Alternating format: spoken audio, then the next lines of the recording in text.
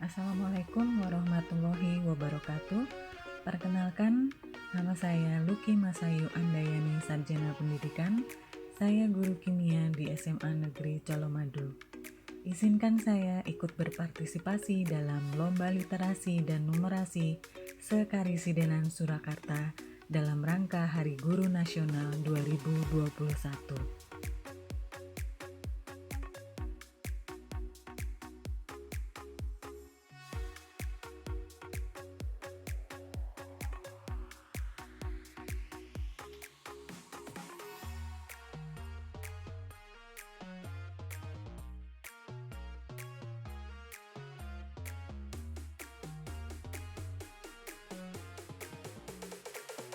Pada kesempatan kali ini, saya akan membuat video pembelajaran yang berjudul Pembelajaran Sinkron dan Asinkron untuk materi pengenalan alat-alat laboratorium kimia.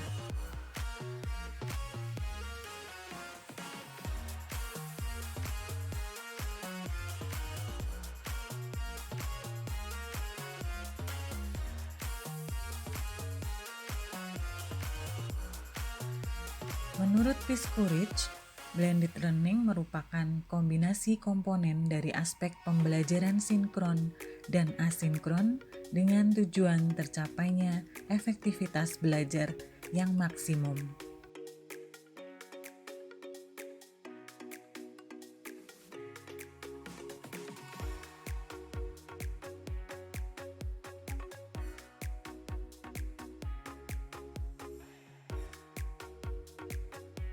Setting belajar sendiri untuk pembelajaran sinkron bisa secara langsung maupun maya. Untuk sinkron langsung, belajar pada waktu dan lokasi yang sama, misalnya tatap muka. Sedangkan untuk sinkron maya, itu adalah pembelajaran yang terjadi pada waktu yang sama tapi tempat yang berbeda. Misalnya melalui teknologi platform seperti Zoom dan Google Meet. Sedangkan untuk pembelajaran asinkron juga bisa secara mandiri maupun secara kolaboratif. Untuk asinkron mandiri, artinya dia belajar kapan saja, di mana saja, tentang apa saja, tanpa orang lain. Artinya dia aktivitas belajar dengan misalnya membaca, mendengarkan, mempraktekkan, dan latihan soal secara mandiri. Sedangkan untuk yang kolaboratif adalah pembelajaran yang terjadi dalam situasi kolaboratif. Jadi melibatkan lebih dari satu orang peserta belajar. Misalnya dengan forum diskusi, mailing list, dan sebagainya.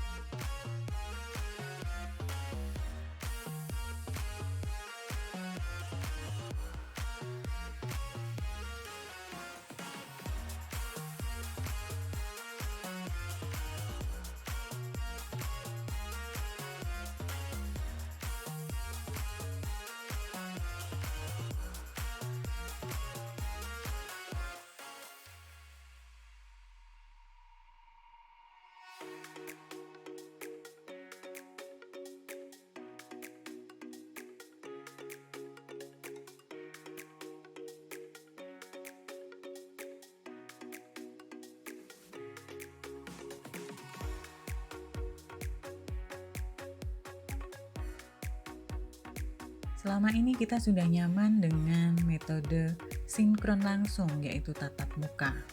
Tapi semenjak ada pandemi COVID-19 yang menyerang di seluruh dunia, memaksa kita untuk mau tidak mau untuk beralih ke pembelajaran yang lain, misalnya sinkron maya dan asinkron.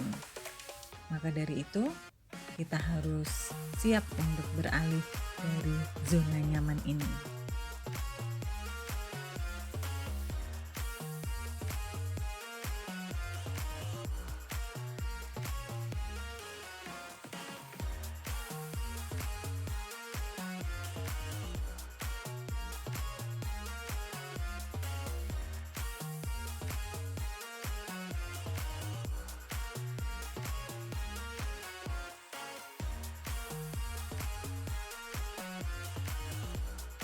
Dalam blended learning, ini adalah kombinasi antara pembelajaran sinkron dan asinkron, sehingga dalam pembelajaran materi pengenalan alat-alat kimia ini saya menggunakan metode sinkron maya dan asinkron, karena menurut saya lebih baik jika anak-anak bisa melihat bentuk fisik aslinya dari alat-alat laboratorium kimia yang akan saya jelaskan.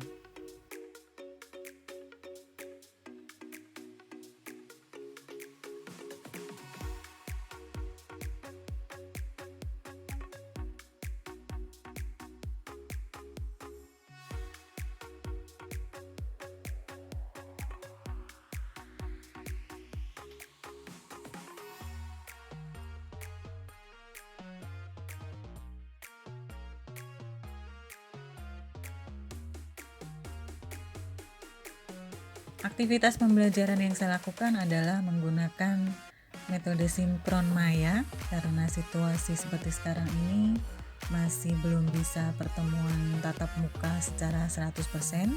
Jadi saya memilih untuk menggunakan media Zoom untuk berinteraksi dengan siswa, dan saya kombinasi dengan metode asinkron mandiri, yaitu dengan memberikan bahan ajar dalam bentuk teks, visual, audiovisual, animasi, dan simulasi yang saya rangkum dalam website yang sudah saya siapkan dan bisa dibuka oleh siswa kapanpun mereka butuhkan.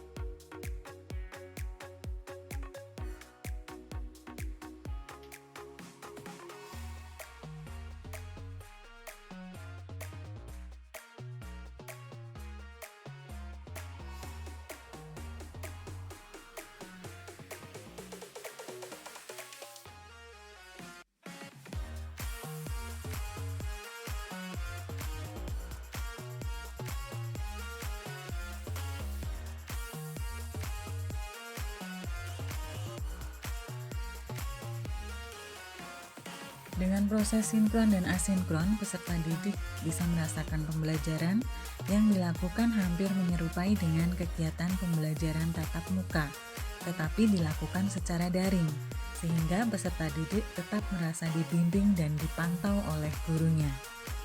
Berikut saya tampilkan video pembelajaran sinkron dan asinkron pada materi pengenalan alat-alat laboratorium kimia melalui metode sinkron Zoom dan asinkron menggunakan website.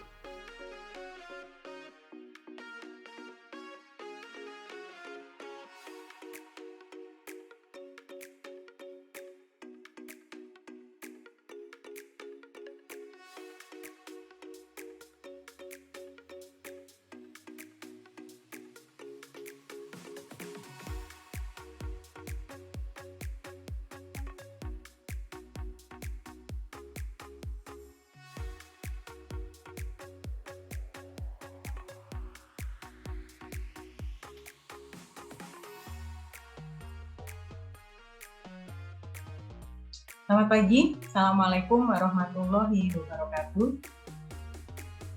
Waalaikumsalam warahmatullahi wabarakatuh. Ketemu lagi dengan Bu Luki untuk pelajaran kimia. Hari ini kita akan membahas tentang pengenalan alat-alat laboratorium kimia. Alat-alat laboratorium kimia ini perlu kalian kenal dan pahami fungsinya, karena nanti dalam pelajaran kimia kita akan sering melakukan praktikum ya. Jadi kalau misalnya mau praktikum, saya suruh ambil gelas beker, kalian nggak tahu gitu kan, nggak lucu gitu ya. Jadi kalian anak IPA, minimal kalian harus tahu dan kenal dengan alat-alat yang ada di laboratorium dan fungsinya. Oke, langsung saja untuk pengenalannya. Kebetulan saya bawa alat-alatnya secara fisik, jadi kalian bisa lihat karena kondisi pandemi seperti ini, kalian belum bisa tatap muka, jadi sementara kita pakai Zoom meeting dulu, tapi saya bawa alatnya secara fisik, jadi kalian bisa tahu bentuk aslinya kayak gimana gitu ya. Oke, langsung aja. Untuk alat yang pertama adalah gelas beker. Bisa dilihat gelas ya. Oke, ini disebut gelas beker atau sering juga disebut gelas piala atau gelas kimia. Banyak yang bilang gelas piala atau gelas kimia gitu ya. Alat ini adalah sebagai penampung atau wadah penyimpanan. Jadi sebelum mereaksikan suatu larutan, kalian bisa menampung bahan atau cairan di sini dulu. Ini sebagai penampung atau wadah penyimpanan. Bisa juga untuk alat ukur tapi yang skalanya besar. Misalnya langsung butuh air 150 ml, kalian bisa pakai yang ini. Atau langsung 200 ml. Boleh kalian pakai yang ini, tapi ini tidak terlalu akurat, jadi tidak bisa mengukur secara akurat. Ini ada beberapa ukuran, dari yang paling kecil 100 ml sampai 2 liter ada. Ini saya ambil yang 250 ml. Jelas ya gambarnya ya? Oke. Kemudian yang kedua adalah Erlenmeyer. Nah, bedanya dengan yang gelas beker tadi, ini mulutnya lebih kecil. Ini bawahnya lebar, mulutnya kecil ya. Ini disebut Erlenmeyer. Kerucut, bentuknya kerucut dengan leher silinder. Ini fungsinya adalah untuk mencampur dan menyimpan larutan. Jadi kalau ada dua larutan yang mau kita campur, kita bisa campur dengan Erlenmeyer ini ya. Jadi nanti dikocok untuk mencampur. Mulutnya kecil jadi nggak gampang tumpah. Oke, udah jelas ya, gambarnya udah kelihatan ya. Oke, kemudian yang ketiga adalah gelas ukur. Ini panjang gelas ukur. Kalau ini skalanya lebih jelas. Jadi ada per milimeternya ada di sini. Jadi sesuai dengan namanya, berarti fungsi dari gelas ukur ini adalah untuk mengukur volume larutan. Jadi mengambil larutan, misalnya butuhnya 2 ml. Nah, ini bisa untuk mengukur. Gelas ukur ini juga banyak ukurannya, dari yang paling kecil sampai yang paling besar. Ya. Kemudian yang keempat, pipet tetes. Nah, ini mungkin sering lihat untuk obat anak-anak tuh ya, pakai pipet. Ini pipet tetes, ya. Ujungnya runcing untuk mengambil larutan, misalnya, ya.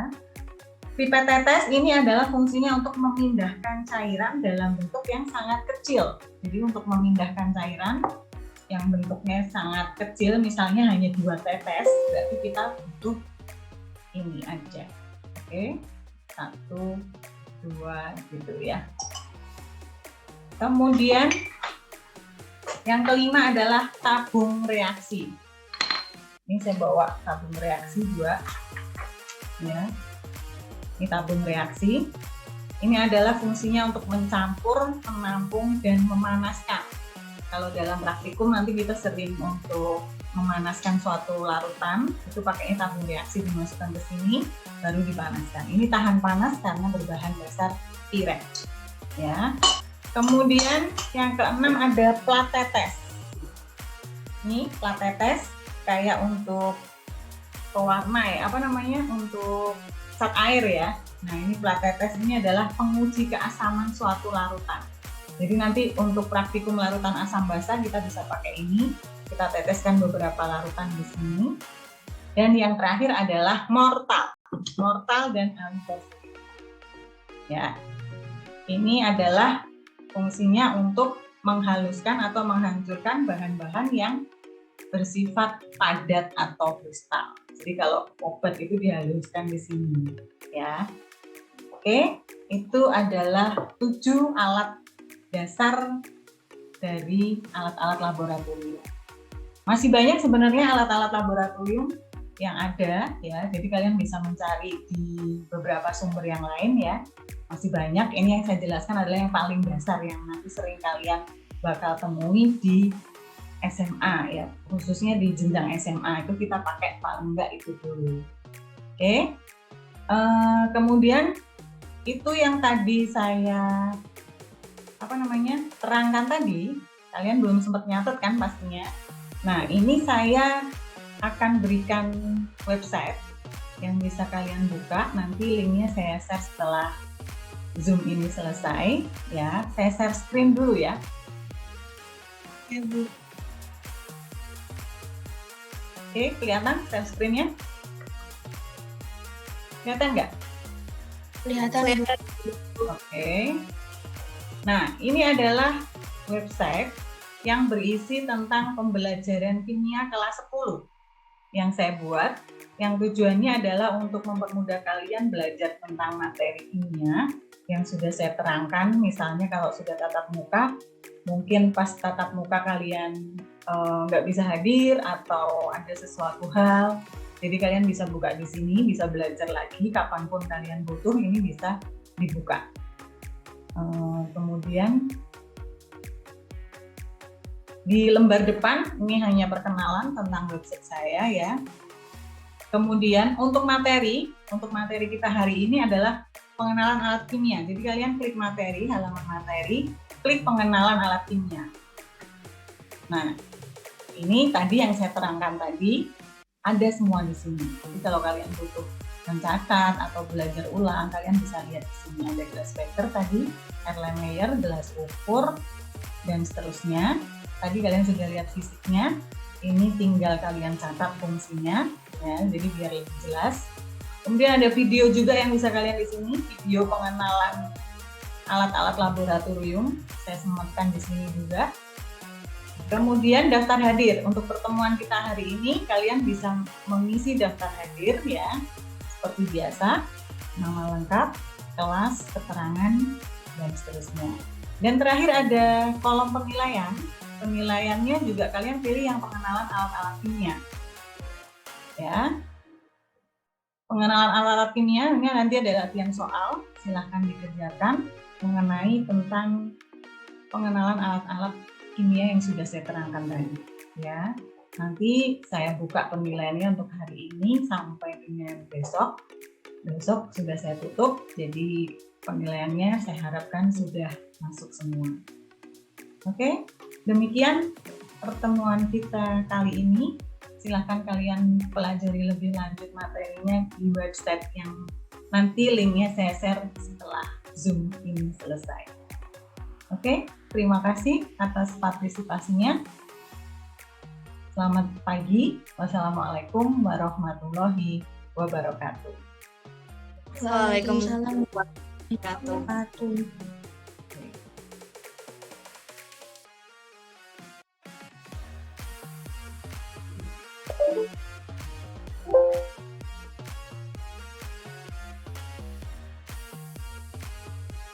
Inilah website yang sudah saya siapkan untuk materi saya hari ini. Linknya akan saya bagikan setelah Zoom selesai. Ini website saya yang berisi pembelajaran kimia kelas 10. Di lembar paling depan perkenalan tentang website ini. Diharapkan website ini bisa untuk pembelajaran kimia, terutama dalam situasi pandemi COVID seperti ini. Dan diharapkan siswa bisa memahami pelajaran kimia secara mandiri.